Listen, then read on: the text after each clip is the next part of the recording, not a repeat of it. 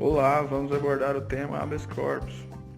Para a gente compreender melhor essa matéria, a gente deve se atentar à noção literal de habeas corpus, que tem seu significado como corpo livre, corpo solto, corpo aberto.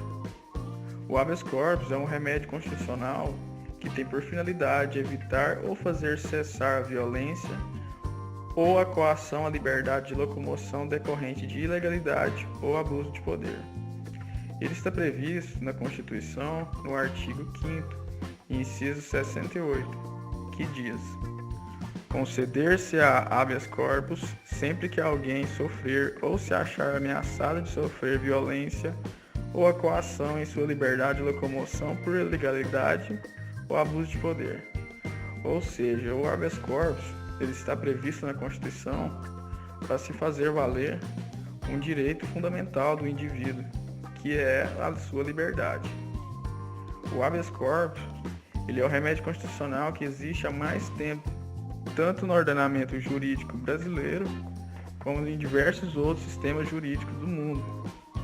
Ele foi inventado posteriormente à Carta Magna em 1215.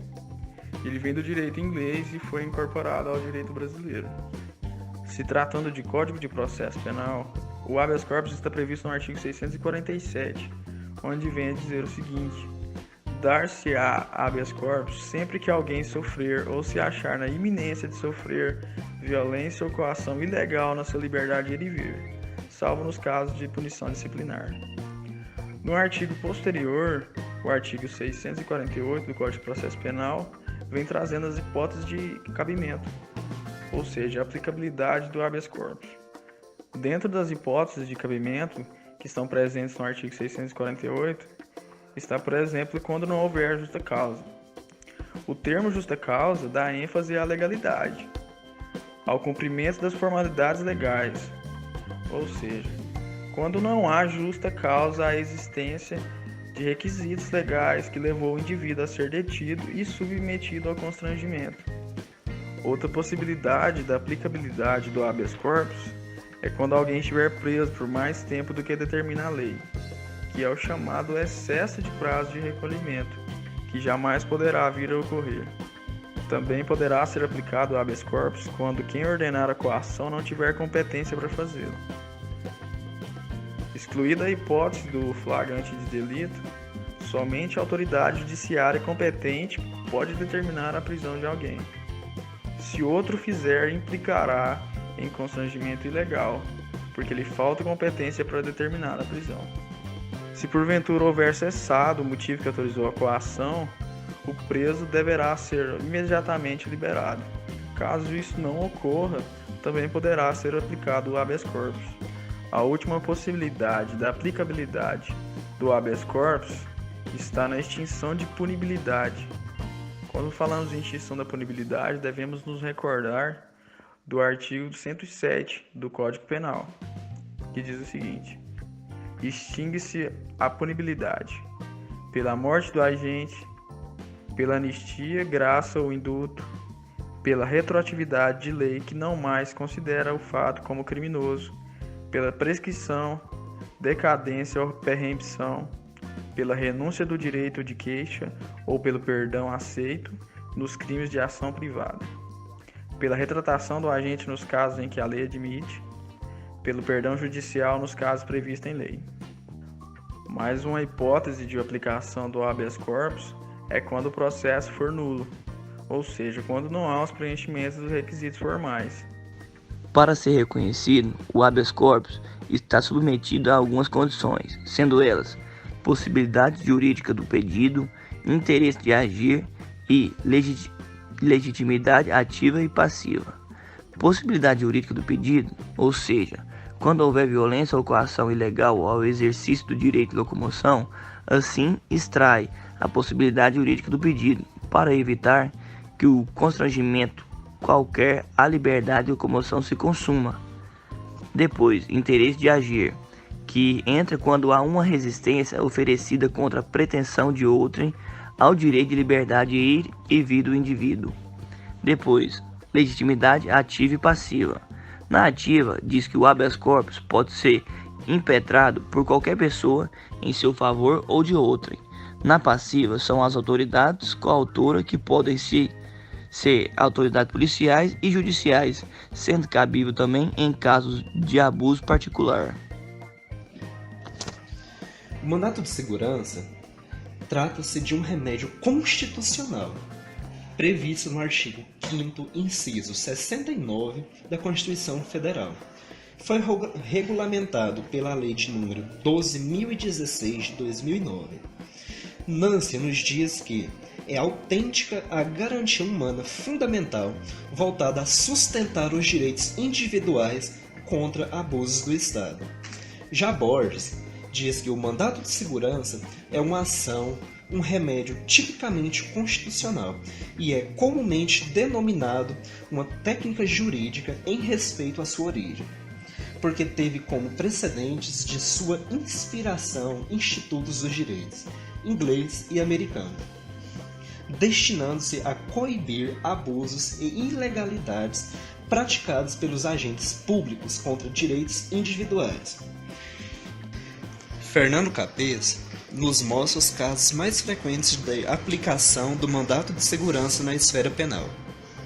Entre eles são direito de vista do inquérito policial ao advogado, direito do advogado acompanhar o cliente na fase de inquérito, direito do advogado entrevistar-se com o seu cliente, direito de obter certidões e direito de juntar documentos em qualquer fase do processo penal, de acordo com o artigo 231 do Código de Processo Penal. Direito de obter efeito suspensivo em recursos, direito de terceiros de boa-fé à restituição de coisas apreendidas, contra despachos que não admite a assistente da acusação, contra apreensão de objetos sem qualquer relação com o crime, para assegurar o processamento da correição prejudicial quando denegada pelo juiz corrigido.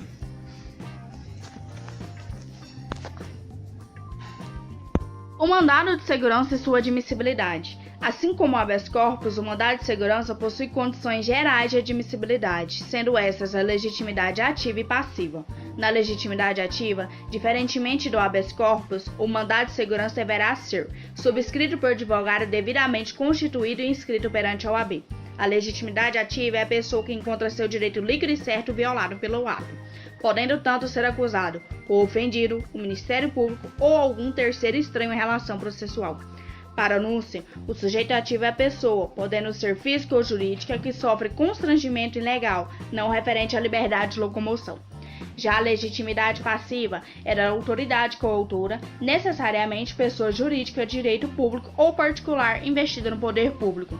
Segundo Capês, o remédio do mandado de segurança é de ordem constitucional e tanto pode ser impetrado contra ato de autoridade civil como criminal, desde que haja violação a direito líquido e certo. A competência será determinada em razão da matéria versada na impetração. Logo, o mandado de segurança em matéria penal será julgado por juiz com competência criminal. Núcio nos traz alguns exemplos da utilização do mandado de segurança pelo acusado ou seu defensor em lugar do habeas corpus. O primeiro exemplo é para impedir a injustificada quebra de sigilo fiscal, bancário ou de outros dados, a impetração contra magistrado que deu a ordem. Segundo exemplo, para permitir o acesso do advogado aos autos, ainda que o inquérito ou processo tramite em segredo de justiça, que é a impetração contra o juiz, se este deu a ordem, ou contra o delegado, se partiu deste a medida de exclusão do advogado. E o terceiro exemplo, para garantir a presença do advogado durante a produção de alguma prova na fase policial, não significando que o defensor possa manifestar-se, mas somente estar presente, pois se discute prerrogativa do advogado. Tem sido uma posição dominante nos tribunais pátrios admitir-se o emprego do mandado de segurança para assegurar o direito líquido e certo do acusado ou da defesa, quando não é caso de impetração de habeas corpus. Os requisitos do mandado de segurança são: quando já tiver ocorrido a ilegalidade ou abuso de poder, cabe o mandado de segurança repressivo, no sentido de corrigir a ilicitude, devolvendo o direito ao impetrado, direito que lhe tinha sido tomado. Como não são de fatos ocorridos que Senado Direito, cabe também de prevenir possíveis ilegalidades passíveis de acontecerem, utilizando-se neste caso o mandado de segurança preventivo, que havendo a comprovação de violação ao direito líquido e certo, supraconceituado poderá ser deferido um pedido de liminar. O valor da causa no caso de ato jurisdicional é inestimável, mas deve ser mencionado. A capacidade postulatória é indispensável. Não cabe produção de prova, pois o rito é sumário do mandado de segurança. O prazo é de 120 dias da ciência do ato ilegal.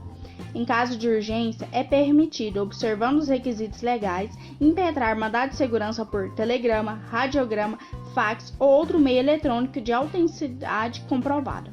O texto original da petição inicial deverá ser apresentado em 5 dias.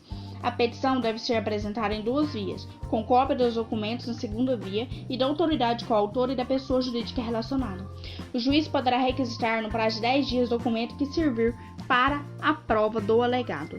Portanto, compreende-se que o mandado de segurança é destinado a proteger os direitos do cidadão que sofra violação por parte de autoridade, visando dessa forma coibir atos descontrolados do Estado e evitar dano ou ameaça de lesão aos indivíduos.